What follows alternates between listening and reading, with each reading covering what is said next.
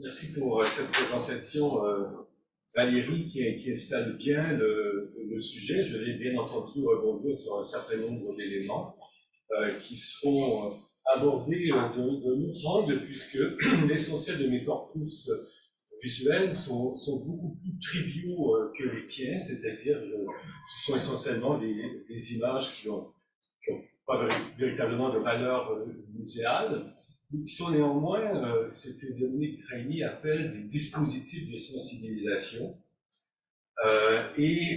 C'est de cela que j'aimerais parler.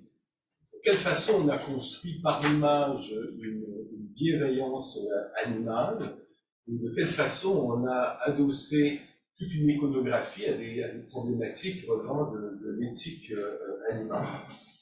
Donc le titre de la séance d'aujourd'hui, c'est « Fabrique de la bienveillance animale ». Alors peut-être que la fabrique la plus prolixe ou la plus performante, ce sont les associations, les structures, les organisations de défense, de protection des animaux. C'est-à-dire ces regroupements essentiellement d'une classe bourgeoise qui, au début du XIXe siècle, d'abord en Angleterre, vont s'organiser, constituer des entités de manière à défendre le bien-être animal et surtout donc à contrer des actes de cruauté qui sont devenus intolérables. C'est ça qui est intéressant, c'est pas qu'il y en a plus et que c'est nouveau, c'est qu'il y a une mutation des sensibilités au début du XIXe siècle, une mutation des sensibilités au sens où on entend la sociologie historique de Norbert Elias, où on a observé que ce qui ne heurtait pas les mœurs jusqu'à telle époque devient tout à coup intolérable. Et ça serait dans un contexte que je vais brièvement rappeler pour mieux comprendre les images qui sont produites dans pareil contexte. Ça correspond à un moment, donc, l'essor du capitalisme et à une forme d'urbanisation. Et les populations des villes trouvent de plus en plus intolérable le fait qu'il y ait une forme de violence animale qui s'exerce dans la ville. Par exemple, le marché de Smithfield à Londres nécessitait environ que 30 000 bêtes traversent des quartiers bourgeois, avec des cris, avec des gestes aussi qui étaient connus par ceux qui en avaient la charge, et aussi bien sûr avec l'abattage des animaux qui se faisait à l'époque. Voilà. Donc, s'impose la nécessité de reléguer ce qui apparaît sur le plan de la sensibilité intolérable dans la périphérie des villes, et ça c'est ce qui explique, je dirais, le début d'une histoire cachée de l'abattage animal. Voilà. Le militantisme animaliste, finalement, a contribué à invisibiliser la violence animale en l'extrayant et la reléguant dans des zones beaucoup moins visibles, davantage recluses.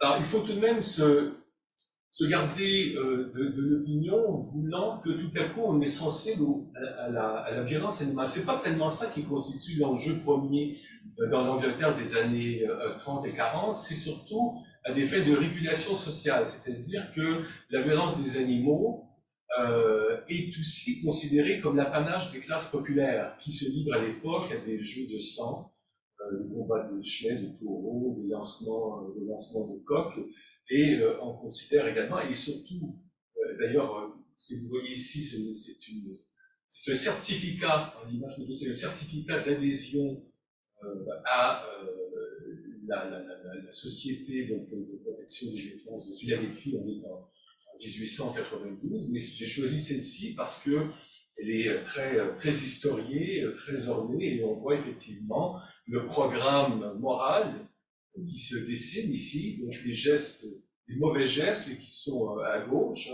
donc une certaine brutalité envers les animaux, envers notamment les chevaux, ne regarde pas ça,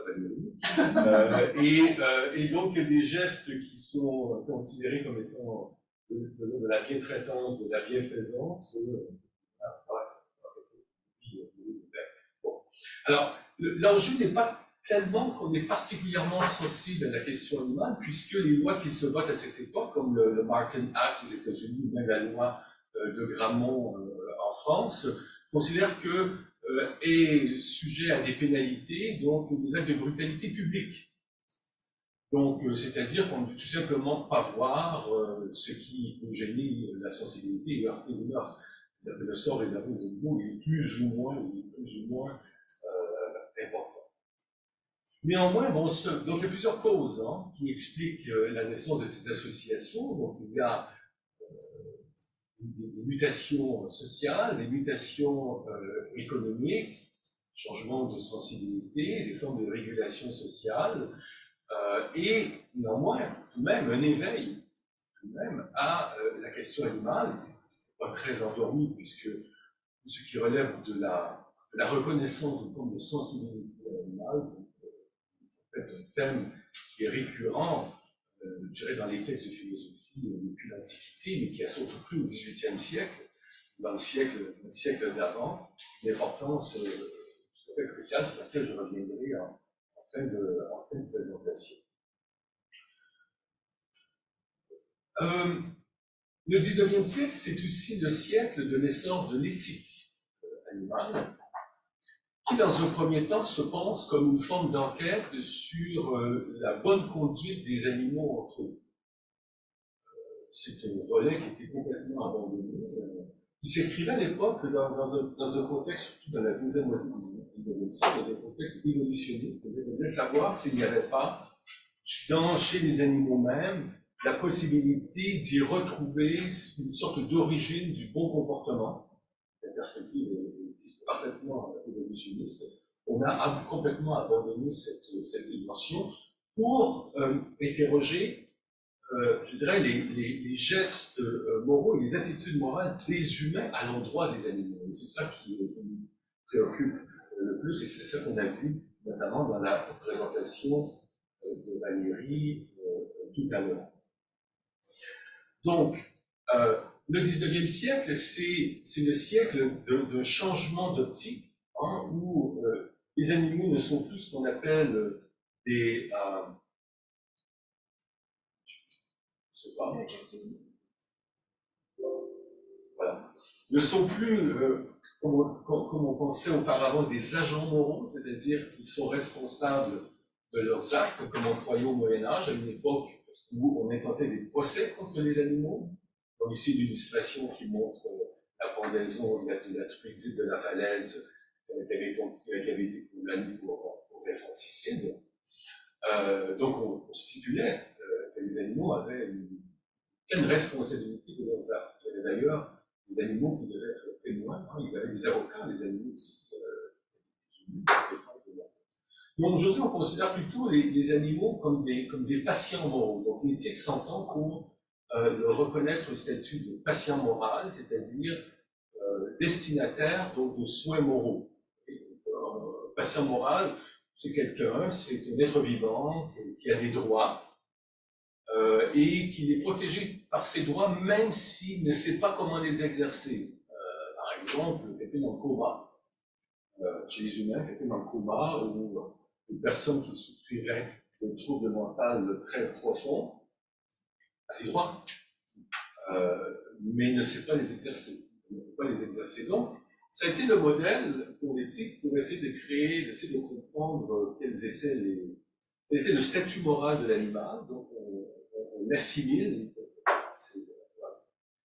Après, et ça, comme on l'a vu également tout à l'heure, donc la question de la souffrance, le grand motif très important. Donc, qui souffre doit faire l'objet d'actes visant à atténuer cette souffrance. Ça, c'est véritablement ce qui constitue peut-être le mot d'ordre le plus généralisé dans le domaine de l'éthique de l'animal, qui a été largement popularisé et défendu par les organisations tout au long du XIXe siècle, mais beaucoup aussi par une littérature plus récente, celle notamment de Peter Singer dans les années 70, autour du mouvement de libération animale, où il y avait une position philosophique très forte qui a consisté à défendre cette idée qu'un être vivant qui souffre, en fait, est indirectement une sorte d'avilissement de l'humanité, où l'humanité s'avilit elle-même en faisant souffrir les animaux. Donc, et les exemples de Peter Senior dans son ouvrage célèbre La libération animale, ce sont les animaux dans le domaine de l'industrie alimentaire, l'élevage de masse, dans le domaine des expérimentations scientifiques notamment. Alors, quel rôle les images ont-elles joué donc, à travers ces idéaux, tout ce programme de responsabilité humaine envers les animaux? Quel type de pédagogie morale les images ont pu jouer? Donc c'est surtout ça qui m'intéresse. Et le fond, c'est pas seulement le thème des images, leur iconographie, mais leur fonctionnement. Par exemple, si je vous, en pointant cet exemple de Edward Landseer, qui est un peintre animalier, hein, qui a représenté de la faune sauvage, des animaux comme celui-ci, qui a la particularité d'avoir été intégré à un groupe de défense des animaux comme étant un membre lui-même, a distinguished member of the Humane Society. C'est le terme de Humane Society est un terme qu'on emploie d'ailleurs encore aujourd'hui dans un sens historique. Il y a humain avec un E ou pas de E. Avec sans E, c'est humain. Mais humane, ça voudrait dire plutôt avec humanité. C'est-à-dire que le contraire de human, ce serait de manière inhumaine. C'est un terme qui a une subtilité. Donc ce sont, si vous voulez, des associations d'humanité qui se nomment comme telles. Donc on voit que la question peut être interspécifique. Hein. Donc c'est être humain que prendre soin des animaux, se trouve exprimé dans ces termes-là. Donc, Edward Landseer, peintre écossais, je crois, qui a une carrière très importante, qui expose, mais dont les œuvres tombent sous le regard des militants pour la cause animale, qui vont d'ailleurs chroniquer des expositions dans leurs diverses publications. Là, c'est un premier élément qui est important, c'est-à-dire que le mouvement animaliste au XIXe siècle est un mouvement qui est transnational, qui est globalisé, qui va s'aimer dans plusieurs pays, notamment, surtout en Occident, mais beaucoup aux États-Unis, aussi au Canada. Il faut savoir qu'à Montréal, la société, la SPCA, créée en 1867, c'est quand même assez précoce dans cette histoire. Et donc, ils auront des dispositifs dont la publication, ces publications vont être illustrées. Ils vont les illustrer de diverses manières. Ils vont les illustrer d'œuvres qui sont contemporaines, et parfois pas toujours. Ils vont procéder à un regard rétroactif sur l'histoire de l'art pour essayer d'identifier une imagerie qui puisse porter donc le germe de cette réforme morale qui les intéresse. C'est ainsi qu'on va retrouver un peu plus tard, ici c'est un exemple un peu plus tardif du XIXe siècle, dans cette publication de Frances Power Cobbe, qui est en fait une grande militante anti-vivisectionniste. Ça, c'était un des grands combats à partir des années 1870 en Angleterre pour faire cesser cette pratique consistant à expérimenter sur le vivant, donc et donc elle va publier. Et vous voyez donc dans le médaillon qui se retrouve à illustrer un peu le fronton de l'association, c'est la reprise, 40 ans plus tard, de cette même iconographie. Donc il est intéressant de voir la mise en circulation des images, leur intericonicité, où les mouvements animalistes vont requalifier certaines images qui n'étaient pas forcément à la base destinées à défendre le bien-être animal. Ils vont en quelque sorte faire du réemploi pour charger ces représentations d'un sens nouveau. Les exemples qui sont nombreux, notamment de Landseer, vous avez un chien qui est en situation de deuil, c'est toute la thèse des capacités compassionnelles des animaux. On sait aujourd'hui de toute l'éthologie à démontrer que les animaux vivent le deuil. les animaux peuvent pleurer, peuvent être déprimés par la mort de proches et aussi de l'humain, de compagnon.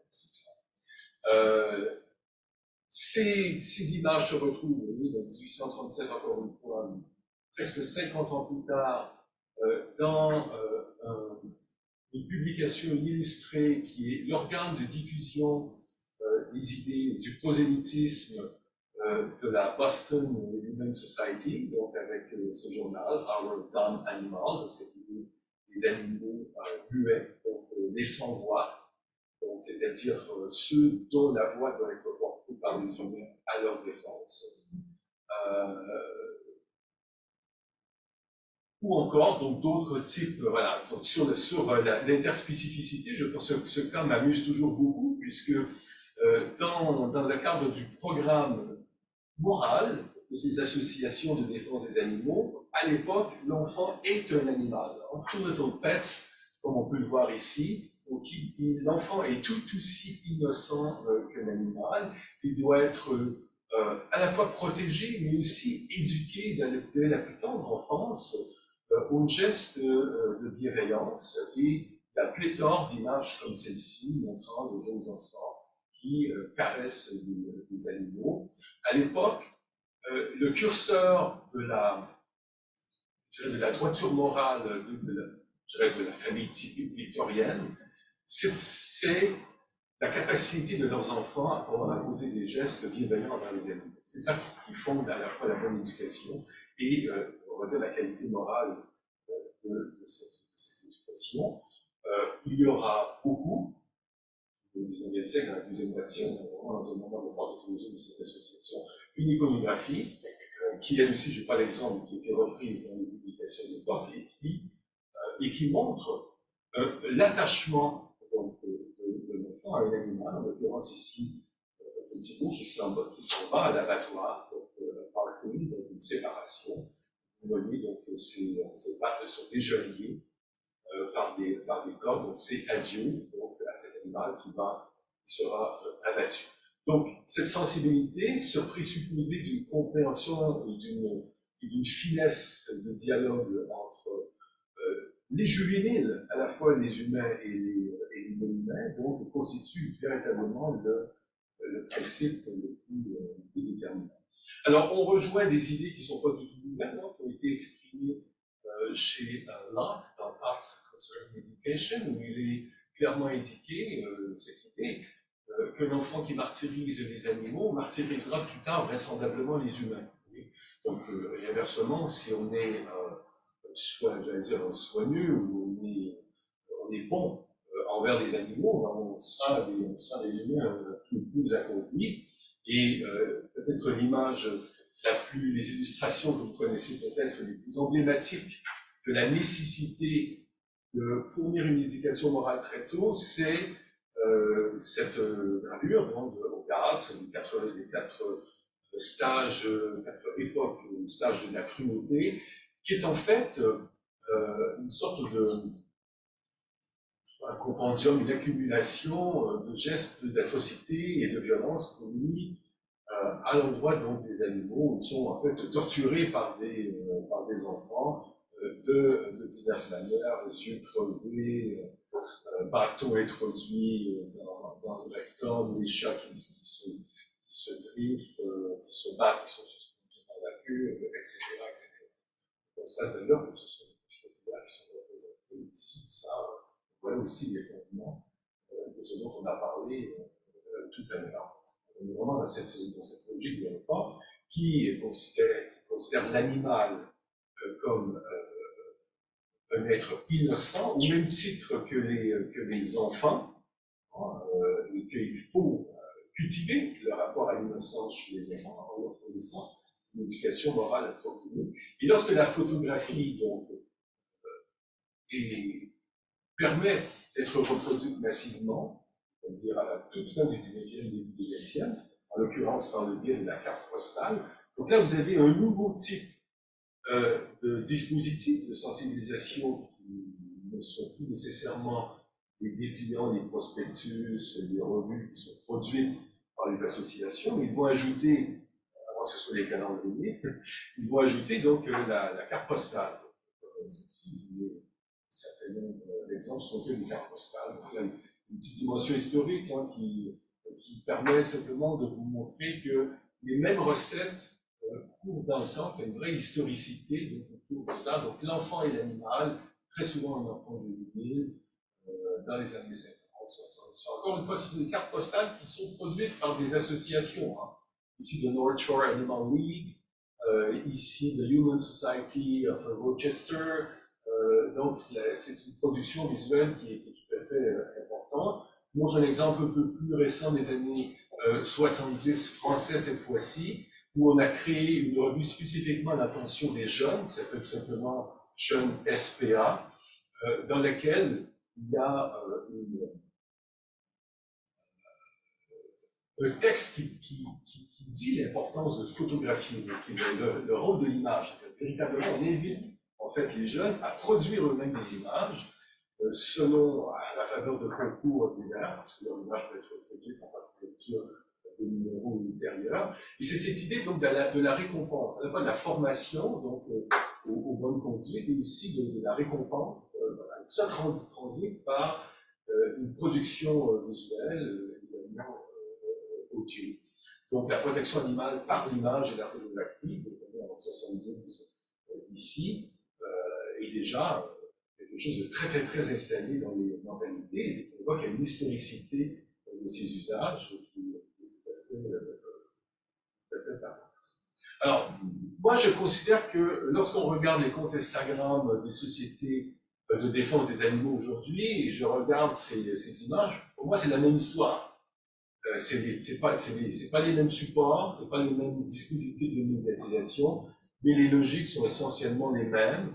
Il y a peu de représentation de violence. S'il y en a, il y a un avertissement. Elles sont très, très, très minoritaires. L'essentiel des images, ce sont des images, je dirais, gentilles, où on pose des gestes de bien-traitance, de soin, etc. Bon, il y en a deux qui m'intriguent plus particulièrement, c'est les deux du haut, ces deux-là, puisque, comme dans les exemples historiques qu'on a vus, il y a des effets d'hétérocodicité, puisque vous aurez tous reconnu cette pub. Donc, il est certain que si on a utilisé l'image à gauche, c'est parce qu'il y a dans la mémoire l'image de droite. De la même manière, alors là, peut-être, vous me direz, c'est peut-être moi qui abuse un peu, hein, mais quand j'ai vu cette image-là, moi j'ai pensé à cette célèbre vidéo qui est en fait donc Attila Fluff against Surprise Kitty, et puis peut-être encore plus probant lorsqu'on a fait basculer. Je sais que c'est pas très orthodoxe pour un historien d'art de faire ça, mais c'est pas grave, on s'amuse. Moi j'ai vu donc une citation de cette image, je me suis dit, mais est-ce qu'on aurait publié l'image de gauche sans que l'image de droite soit considérée aujourd'hui comme étant la vidéo ludique, la première en fait à avoir créé un buzz en 2009. Dans l'histoire des vidéos de Minou, là, si vous voulez, de chatons et tout ça, c'est celle-là qui est vraiment le modèle titulaire et qui a constitué un véritable emblème.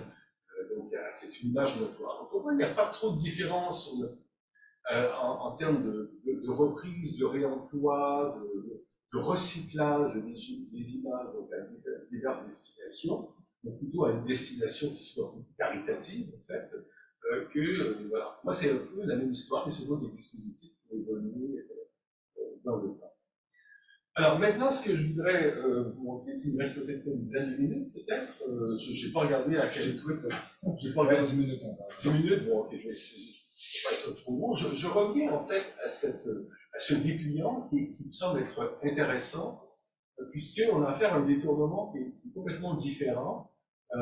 Donc, ce qu'elle a fait donc, dans Light in Dark Places, c'est qu'elle a utilisé une image, on va dire, qui n'est pas généralisée. Ce sont une iconographie, je dirais, une forme de violence infligée aux animaux. En fait, ce sont des images qui montrent des scènes de vivisection en dessin, et qui sont tirées d'un ouvrage de Claude Bernard, donc la physiologie opératoire. Donc, c'est tout à fait intéressant que on va utiliser des imageries qui circulent dans le domaine scientifique, on va les transposer dans un contexte militant pour dénoncer donc cet usage fait, cette contrainte, cette violence faite aux animaux, en tentant cette fois-ci par la même image non plus d'informer, de préciser et de fournir des indications à des apprentis médecins et vétérinaires épisodiens, parce que c'était la fonction de cet ouvrage de physiologie, mais bien au contraire d'outrer et donc de choquer les spectateurs. Donc la même image se retrouve, l'horizon d'attente est complètement différent, donc la même image doit maintenant être une image qui révolte. Et donc on voit aussi qu'il y a ce type de processus, et là on est vraiment on dirait, dans une sorte de préfiguration donc, de ce qui sera très présent dans les années 70, avec toute cette éthique de la libération animale qui implique effectivement donc, de l'action directe dans les laboratoires pour mettre fin à l'expérimentation des animaux. Mais en même temps, sur la question de la vivisection, parce que c'est ça dont il est question ici, je vais terminer, donc je ne sais pas si je vais pouvoir le développer, donc on va en discuter peut-être après, sur une autre image qui a aussi une fonction de dénonciation et de critique de la vivisection, puisqu'il s'agit d'une carte postale qui a été publiée, produite par la Ligue internationale anti-vivisectionniste belge. Ce qui m'intéresse, c'est bien sûr les images de chatons. On n'a pas du tout affaire à une image qui nous heurte parce qu'elle nous montre un chat qui est ouvert, vous voyez, donc pas du tout. Donc on a des petits chatons, donc des juvéniles, qui ont l'air tout à fait comme ravissants, comme la légende des bébés chats ravissants. Toutes les grâces de leur race, avec en plus la candeur de l'enfance, sont en ces mignonnes créatures. Et pourtant, combien de leurs semblables périssent victimes de la vivisection immonde. Donc, une autre rhétorique visuelle anti-vivisectionniste qui va jouer, à mon avis, sur un autre registre. Et ce registre-là, ce sera celui esthétique du mignon. Et c'est ça qui m'intéresse le plus, c'est-à-dire je vois dans cette carte postale du début du XXe siècle une alternative, sur le plan de la rhétorique visuelle, à la proposition de Francis Powell Combe, et une alternative qui me paraît préfigurer des usages contemporains, une iconographie contemporaine dont on servirait aujourd'hui des faits de divertissement.